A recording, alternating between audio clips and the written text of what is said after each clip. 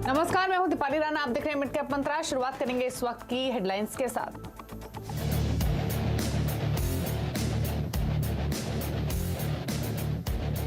दिन के निचले स्तरों पर बाजार ऊंचाई से करीब 200 अंक फिसला। निफ्टी, एचसीएल टेक, इन्फोसिस, टीसीएस और रिलायंस ने बनाया दबाव। सेंसेक्स ऊंचाई से 555 अंक फिसला। निफ्टी बैंक भी हाई से 250 अंक नीचे। एचसीएल टेक के कांस्टेंट करेंसी रेवेन्यू गाइडेंस घटाने से आईटी सेक्टर पर बना दबाव। शेयर करीब 5% फिसला। पर्सिस्टेंट, इन्फोसिस, टेक महिंद्रा जैसे दिग्गजों में भी दबाव। कच्चे तेल का भाव $77 प्रति बैरल के नीचे लुढ़का। हफ्ते भर में 11% से ज्यादा फिसला। क्रूड ऑयल मार्केटिंग कंपनियों के शेयरों में रौनक। एचपीसीएल में करीब 1.5% की तेजी। और पेटीएम के बायबैक की खबरों से शेयर में करीब 7% का उछाल। 13 दिसंबर की बोर्ड बैठक में किया जाएगा बायबैक का विचार।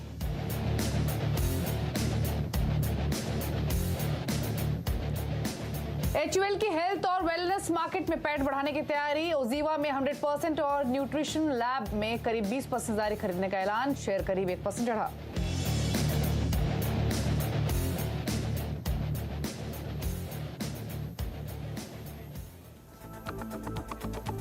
नमस्कार, मैं हूं दीपाली राणा। आप देख रहे हैं मिड कैप मंत्रा। और बाजार का मूड बिगड़ते हुए आज शुक्रवार के दिन और दिन के निचले स्तरों पर भारतीय बाजार कर रहे हैं कारोबार। निफ्टी अब फिसल कर डेलो पर आ चुका है। 18,500 के नीचे कारोबार कर रहा है। और अगर 18,450 का इंपॉर्टेंट स्तर रहेगा वो भी टूटा तो थोड़ी सी गिरावट या प्रॉफिट टेकिंग आ सकती है। निफ्टी बैंक कंपैरेटिवली उतना कमजोर नहीं है। 43,000 के ऊपर अभी भी निफ्टी बना हुआ है, वो भी डिसाइसिवली। और लेकिन हाँ, अपनी जो बढ़त थी दिन भर की वो गवाई है। अभी दिन के निचले स्तरों पर आकर निफ्टी बैंक ट्रेड कर रहा है, भले चाहे 14 अंकों की कमजोरी देखने को मिल रही है। सिमिलरली मिड कैप इंडेक्स भी डेलो पर ट्रेड कर रहा है। 0.5% की कमजोरी यहां भी हावी होती हुई दिखाई दी है। तो यूएस का आज इन्फ्लेशन का डेटा आना है, एफओएमसी की मीट। उससे पहले मार्केट्स में थोड़ी सी नर्वसनेस देखने को मिल रही है और थोड़ी सी प्रॉफिट टेकिंग का भी दबाव है। तो इस समय के संकेत क्या है वो देख लेते हैं और उसके बाद बाजार की बड़ी बातें आपको बताएंगे। संकेतों में सबसे पहले नजर डालेंगे एशियन मार्केट्स पर। और एशियन मार्केट्स की जो शुरुआत हुई आज वो बेहतर हुई थी। बढ़त के साथ ही एशियन मार्केट्स कारोबार कर रहे हैं। निकाई 1% ऊपर, शंघाई 0.5% ऊपर है। हांगकांग का बाजार तो 2% ऊपर है और कॉस्पी भी 0.1% ऊपर कर रहा है ट्रेड। तो ऐसे में अमेरिका की फ्यूचर्स कैसे हैं उन पर भी नजर रहेंगी। तो अमेरिका की फ्यूचर्स भी आपको हल्की बढ़त के साथ कारोबार करते हुए दिखाई देंगे। डाउ फ्यूचर्स हो या नेस्डैक फ्यूचर्स हो। नेस्डैक फ्यूचर इनफैक्ट 40 अंक ऊपर कारोबार कर रहा है और डाउ फ्यूचर्स में भी 33 अंकों की बढ़त देखने को मिल रही है। तो गिरावट के तो संकेत नहीं है तमाम विदेशी बाजारों के फ्रंट पे, लेकिन सुस्ती अमेरिका के फ्यूचर्स में आपको दिखाई देगी। तो फिर अब तक बाजार में हुआ क्या, की हाइलाइट्स आपके सामने लेकर आते हैं। तो यूएस के नंबर्स पर तो नजरें टिकी हुई हैं ही, खासतौर से इन्फ्लेशन डेटा पर, लेकिन थोड़ी सी प्रॉफिट टेकिंग बाजार में आती हुई दिखाई दी है। निफ्टी नीचे फिसल चुका है, 18,500 के कारोबार कर रहा है नीचे। ऑल्दो बैंक निफ्टी अभी भी 43,500 के ऊपर बने हुए हैं। 31 अंकों की कमजोरी हालांकि देखने को मिल रही है। निफ्टी पीएसयू बैंक इंडेक्स और मिड कैप्स की बात करेंगे। मिड कैप्स में भी प्रॉफिट टेकिंग आई है और निफ्टी पीएसयू बैंक इंडेक्स जो लगातार तेजी की चाल चला है वहां पर भी 1% के नुकसान आज देखने को मिल रहे हैं। पॉकेट्स देखेंगे तो आपको technology stocks, telecom stocks, IT stocks, यहाँ सबसे ज्यादा वीकनेस है। आईटी सबसे ज्यादा गिरने वाला इंडेक्स है 2.5-3% की कमजोरी के साथ, ऑलमोस्ट 3% नीचे। इनफैक्ट पावर रियल एस्टेट में भी कमजोरी है। थोड़े बहुत ग्रीन टेक्स आपको दिखाई देंगे। एफएमसीजी में, फार्मा में यहाँ थोड़ी बाइंग देखने को मिल रही है। हमारे साथ प्रकाशगावा.com के प्रकाश गाबा हैं। गाबा साहब नमस्कार, स्वागत है आपका। कल आपने निफ्टी के लेवल्स की बात कही थी। अभी 18,500 के नीचे तो फिसला है, लेकिन 18,450 के ऊपर है। लेवल्स आप कौन से अहम रहेंगे इस दबाव में? कोई रणनीति लेंगे रिमेनिंग सेशन के लिए या कोई और स्ट्रैटेजी है? और बैंक निफ्टी पर क्या व्यू है? देखिए, निफ्टी का जो व्यू है, लेवल है आज का, ये ठीक इंपॉर्टेंट लेवल है। आपको लगता है कि 18,500 के नीचे गया स्पॉट में, लेकिन फ्यूचर्स में नहीं गया, वो साइन ऑफ स्ट्रेंथ है। तो मुझे लगता है ये जगह बाउंस की अच्छा है। जिन्होंने आज सुबह शॉर्ट किया है तो यहीं पर तो कवर करेंगे, और कहां करेंगे। ये एक अच्छी जगह है कवर करने की। यहाँ से एक अपमूव मिल सकता है और पॉसिबल है कि जो अपमूव मिले करीब 18,600 तक ले जा सकता है। फिर देखिए वहां पर क्या होता है। लेकिन फिलहाल लगता है कि मुझे यहाँ पर निफ्टी संभलने की जगह अच्छी है। रही बात बैंक निफ्टी की, बैंक निफ्टी में भी स्ट्रेंथ तो काफी है ही, लेकिन थोड़ा जो वीकनेस था वो आ गया। आज का जो सपोर्ट था बैंक निफ्टी का 43,500 के आसपास था, बस वहीं से एक सपोर्ट मिला है निफ्टी बैंक में। तो मुझे लगता है यहाँ से एक अपमूव मिल सकता है। अगर अपमूव मिलता है तो 43,700 ये एक जोन है, वहां तक जाने की क्षमता रखता है। तो निफ्टी एंड बैंक में लगता है कि आज का लो शायद बन गया। ओके, चलिए, तो आज का लो यहाँ ऑलमोस्ट इन स्तरों से बाजार नीचे जाएगा, इसकी पॉसिबिलिटी नहीं नजर आ रही। गावा साहब का ये व्यू है, थोड़ा रिवर्सल ही लेने की कोशिश कर सकता है मार्केट। लेकिन चलिए हम स्टॉक्स पे फोकस कर लेते हैं। तो गावा साहब पहले तो बताइए आपने ट्रेड्स कौन सा आइडेंटिफाई किए हैं? आपने बात की सही, इनफैक्ट आपने आइडेंटिफाई किया कंज्यूमर और फार्मा में है कुछ अपमूव। तो मैंने चुना है कोलगेट पाल्मोलिव। यहाँ पर एक अपमूव नजर आता है, 1655 पे ट्रेड कर रहा है, 1670 ये एक जोन है, वहां तक आ सकता है। आते दिन में शायद 1680 भी देखे कोलगेट पाल्मोलिव देख सकते हैं। स्टॉप होगा करीब 1640 का कोलगेट में। दूसरा जो पसंद है इस वक्त वो है ग्लैंडमार्क। ग्लैंडमार्क में भी तेजी है, ट्रेड कर रहा है 440 के आसपास, मुझे लगता है 450 तक जा सकता है। स्टॉप होगा 435, तो ग्लैंडमार्क।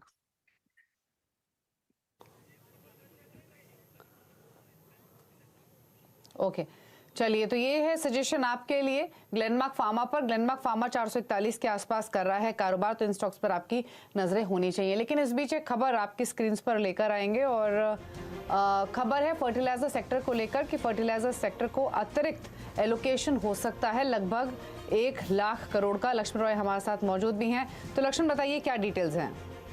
देखिए, खबर यह है कि सरकार ने अभी वित्त मंत्री ने सप्लीमेंट्री डिमांड फॉर ग्रांट पेश किया संसद में, और उस संसद में सप्लीमेंट्री डिमांड फॉर ग्रांट पेश करते हुए कहा है कि ये 1.9 लाख करोड़ रुपए जो है फर्टिलाइजर सेक्टर को अतिरिक्त सब्सिडी दी जाएगी। इसका प्रावधान यहाँ पर किया गया है।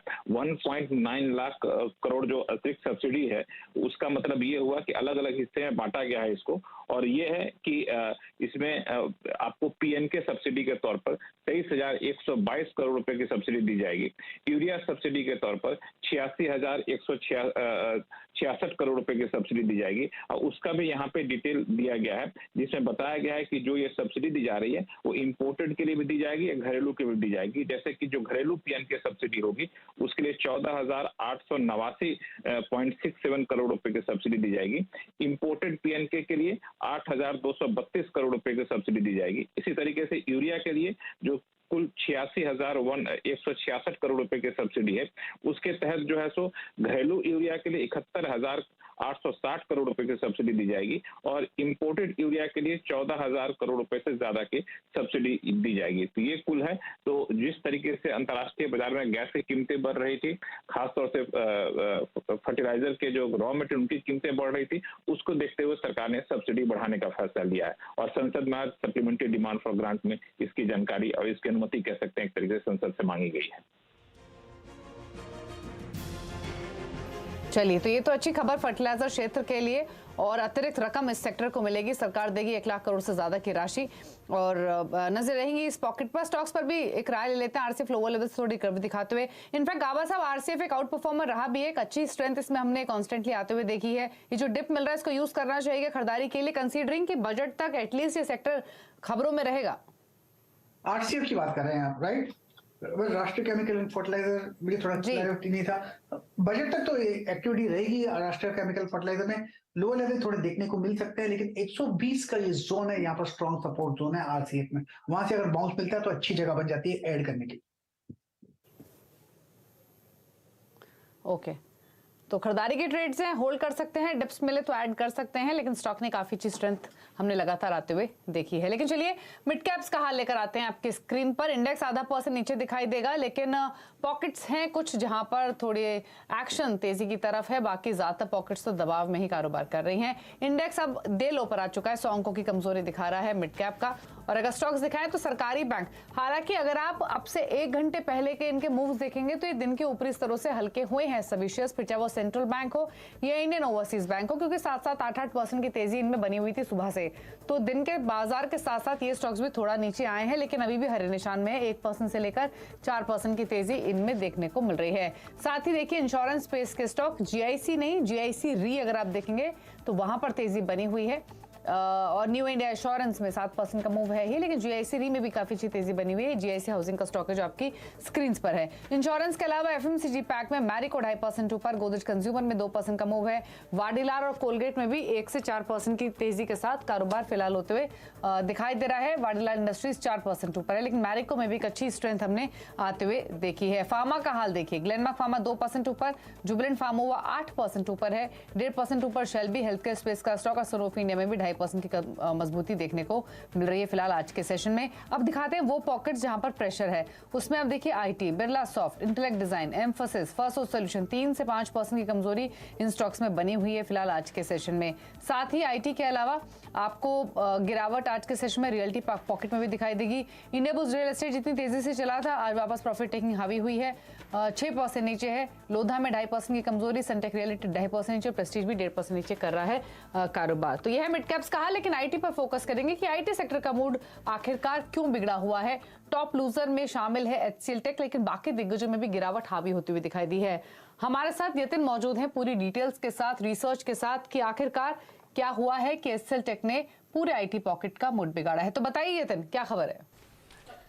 Good afternoon. देखिए, जहां तक कि आईटी सेक्टर का सवाल है, क्लियरली एचसीएल टेक्नोलॉजीज आज 7% नीचे है और लगभग डेज लो पे कारोबार कर रहा है। और इसका मेन रीजन ये है कि एचसीएल टेक्नोलॉजीज ने जो अमेरिका में रोड शो किया था, वो रोड शो के दौरान कंपनी ने अपने इन्वेस्टर्स को ये बताया कि जो इनका गाइडेंस था, जो दूसरी तिमाही में इन्होंने रिवाइज भी किया था ऊपर की तरफ, अब उनका कहना यह है कि जो गाइडेंस हमने रिवाइज किया था उसके लोअर एंड तक ग्रोथ आपको होती हुई दिखाई देगी। तो क्लियरली ये गाइडेंस कट की तरीके से बाजार ले रहा है, क्योंकि जो रीजंस हैं जिसकी वजह से गाइडेंस में आपको नरमी दिख रही है एचसीएल टेक्नोलॉजीज की तरफ से, उसका कारण है कि यूएस और यूरोपियन मार्केट्स में स्लो डाउन दिखाई दे रहा है। जो वर्कफोर्स है यहाँ भी आपको दिखाई दे रहा है कि एग्जीक्यूशन में आपको इतने ऑर्डर्स नहीं दिखाई पड़ रहे हैं आगे चलते हुए। और शायद ये धीमापन जो आईटी सेक्टर में भापा है और जो स्लो डाउन आगे चलते हुए आ सकता है, यूएस में रिसेशन की जो बातें चल रही है, इसका असर आपको आईटी कंपनीज पे होता हुआ दिखाई देगा।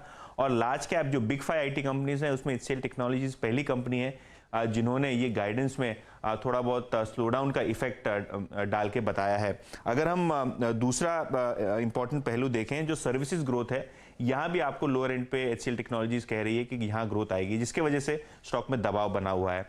चलिए, ये तो एचसीएल टेक्नोलॉजीज की बात हुई। पूरा का पूरा आईटी पैक का दबाव में है, क्योंकि यहाँ क्रेडिट स्विस का मानना यह है कि जो यूएस की मैक्रो सिचुएशन है उसके वजह से आपको आईटी के वैल्यूएशंस में, आईटी का शायद आपको मुनाफा या इंप्रूवमेंट दिखे, लेकिन जो वैल्यूएशन है यहाँ आपको एक बड़ा करेक्शन होता हुआ दिखाई दे सकता है। 10 से 27% का करेक्शन आपको आईटी शेयर्स में दिख सकता है। क्यों दिख सकता है? क्योंकि जो करंट वैल्यूएशंस हैं वो काफी महंगे हैं और यूएस में अगर स्लो डाउन हुआ तो ये महंगे वैल्यूएशंस करेक्ट होंगे, नंबर 1। नंबर 2, उनका ये मानना ये है कि जो वैल्यूएशन की बैंड है वो प्रीमियम पे है और कहीं ना कहीं इनको लगता है कि एचसीएल टेक्नोलॉजीज में आपको 20% का करेक्शन, इन्फोसिस में 15% का करेक्शन, विप्रो में 15% का करेक्शन और टीसीएस में वैल्यूएशन में लगभग 8% का करेक्शन आपको देखने को मिल सकता है। तो कहीं ना कहीं ये जो स्लो डाउन है उसके चक्कर में आज आईटी शेयर में जमकर बिकवाली हो रही है। शुक्रिया यतिन ये डिटेल्स बताने के लिए। तो आईटी का मूड बिगड़ा है और एचसीएल टेक ही नहीं, बाकी दिग्गज स्टॉक्स भी आप देखेंगे, फिर चाहे वो टीसीएस हो, इन्फोसिस हो, मिड कैप कैटेगरी में परसिस्टेंट जैसे स्टॉक्स हो, बिरला सॉफ्ट, सभी शेयर्स कमजोरी के साथ कर रहे हैं कारोबार। गाबा साहब, ऑल्दो हालांकि हम 2-2.5% ऑन एन एवरेज इस पूरी पॉकेट में गिरावट देख रहे हैं, एचसीएल टेक को छोड़ दें तो कोई स्टॉक जो ज्यादा कमजोर लग रहा है आपको, जो लग रहा है इस तरह से फिसल सकता है, या कोई कॉन्ट्रेरी व्यू लेना चाहेंगे किसी शेयर पर? नहीं, कॉन्ट्रेरी तो नहीं लूंगा। मुझे लगता है कि इन्फोसिस पर मेक और ब्रेक जोन पर था कल और वो ब्रीच हो चुका, तो पॉसिबल है कि इन्फोसिस में थोड़ी वीकनेस है। अब ट्रेड कर रहा है 1574 पर, तो 1500 के करीब स्लाइड होने की संभावना है इन्फोसिस की। ओके, तो इन्फोसिस कमजोर लग रहा है, इस तरह से और नीचे जा सकता है, ये गावा साहब का व्यू है। रुक रहे हैं एक ब्रेक के लिए, ब्रेक के उस पर कुछ और खबरें जल्द वापस आते हैं छोटे से ब्रेक के बाद। आप देखते रहिए मिड कैप मंत्रा। आप देख रहे हैं मिड कैप मंत्रा और कुछ और खबरों वाले स्टॉक्स की बात करेंगे और बात करेंगे पेटीएम की। बायबैक की खबर से पेटीएम के शेयर में 7% का उछाल देखने को मिल रहा है। कंपनी 13 दिसंबर के बोर्ड मीट में बायबैक पर डिसीजन ले सकती है। क्या होगा बायबैक का गणित, बता रहे हैं यतिन मोहता, तो बताइए। पेटीएम के शेयर आज फोकस में है क्योंकि अगले हफ्ते यानी 13 दिसंबर को मंगलवार को एक बोर्ड बैठक होनी है जिसका एजेंडा है बायबैक ऑफ शेयर्स। ऑब्वियसली हम सबको पता है कि आईपीओ का दाम पेटीएम का लगभग 2150 रुपए था और आज का अगर आप करंट मार्केट प्राइस ले लें तो लगभग 75% का नुकसान आपको पेटीएम के शेयर होल्डर्स को जिन्होंने आईपीओ में अप्लाई किया था उसको होता हुआ दिखाई देगा। और शायद इसीलिए कंपनी अपने शेयर प्राइस को सपोर्ट करने के लिए बायबैक पे विचार कर रही है। 3 सिनेरियोज हमने निकाले हैं जहां बायबैक हो सकता है। ऑब्वियसली स्क्रीन के आपके ऊपर जो कैश पोजीशन है कंपनी काफी अच्छी है, 9,000 करोड़ रुपए के आसपास। लेकिन अगर हम सिनेरियो देखें तो जो पहला सिनेरियो है जहां कंपनी 25% नेटवर्थ का बाय कर सकती है टेंडर रूट के जरिए, उसका कुल मूल्य मैक्सिमम साइड पे हो सकता है 3,400 करोड़ रुपए। लेकिन इसके लिए आपको रेगुलेटरी अप्रूवल्स और शेयर होल्डर्स की अप्रूवल जरूरी है। दूसरा रूट है, क्योंकि शेयर प्राइस को सपोर्ट करने का इंटेंशन है, सबसे वायबल ऑप्शन होता है ओपन मार्केट बायबैक, जहां कंपनी अपने शेयर्स ओपन मार्केट से खरीदती है करंट मार्केट प्राइस पे। वहां अगर आप देखें तो 15% ऑफ नेटवर्थ बायबैक हो सकता है, लेकिन वो अमाउंट होगा लगभग 2,000 करोड़ रुपए के आसपास। यहां भी आपको अप्रूवल लगेगा। लेकिन सबसे सिंपल रूट जो कंपनी के लिए वायबल है और एक्सपर्ट्स का मानना है कंपनी शायद यही रूट चुने, वो है रूट नंबर 3, ओपन मार्केट का बायबैक, लेकिन नेटवर्थ का 10%। यहां मैक्सिमम लगभग 1,350 करोड़ रुपए के वर्थ के शेयर्स कंपनी बायबैक कर सकती है और यहां कोई प्रकार के अप्रूवल्स नेसेसरी नहीं है। तो शायद आपको दिखेगा कि जो मैक्सिमम बायबैक है जो पेटीएम वायबली कर सकता है वो लगभग 1,350 करोड़ रुपए के आसपास रह सकता है। तो ये है पेटीएम के अपकमिंग बायबैक का गणित जो कि कंपनी ने अनाउंस किया है। लेकिन हाँ, इसका रिएक्शन जरूर स्टॉक प्राइस पर देखने को मिला है। स्टॉक अभी भी 540 पर कर रहा है ट्रेड। लेकिन चलिए खिलाड़ी नंबर 1 का अपडेट लेकर आते हैं। और इस हफ्ते जो मुकाबला चल रहा है उसमें पहले तो अपडेट दिखाएं तो जुबिलेंट फार्मोवा में प्रॉफिट बुक किया है 418 के लेवल्स पर मेहुल ने। ऑल दो स्टॉक इनके बुक करने के बाद और ऊपर गया है 421 के आसपास। इनके टारगेट 430 के थे, लेकिन प्रॉफिट्स यहाँ पर ले लिए हैं मेहुल ने। साथ ही रिटर्न की स्थिति भी दिखाएंगे मेहुल कोठारी के पोर्टफोलियो के बाद। और आज हालांकि 3:30 बजे विनर की अनाउंसमेंट होगी, लेकिन अब तक मुनाफे के मीटर में लीड कर रहे मेहुल 14.5% के रिटर्न, ब्रिजेश का पोर्टफोलियो 9.5% और रुचि जैन का पोर्टफोलियो 2% के रिटर्न लेंड कर रहा है। तो ये है खिलाड़ी नंबर 1 का अपडेट, जहां मेहुल फिलहाल लीडिंग पोजीशन पे है।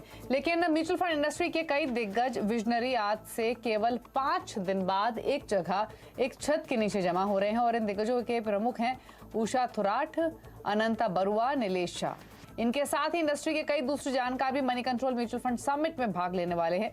मुंबई में 14 दिसंबर को शाम 3:30 बजे ये मेगा आयोजन शुरू होगा और म्यूचुअल फंड के दिग्गज मिलकर म्यूचुअल फंड इंडस्ट्री को 1 लाख करोड़ की बनाने के लिए मंथन करेंगे। अगर आप भी इस ऐतिहासिक बैठक का हिस्सा बनना चाहते हैं तो आज ही रजिस्टर कराइए अपना नाम मनी कंट्रोल mfsummit.com में। तो यह है तरीका इस शो में शामिल होने का। रुक रहे हैं एक ब्रेक के लिए। ब्रेक के उस पर आप देखिए नो योर कंपनी, और नो योर कंपनी में आज बातचीत होगी टीटी के प्रेस्टीज के एमडी चंद्रू कालरो से। एक ब्रेक के बाद नमस्कार।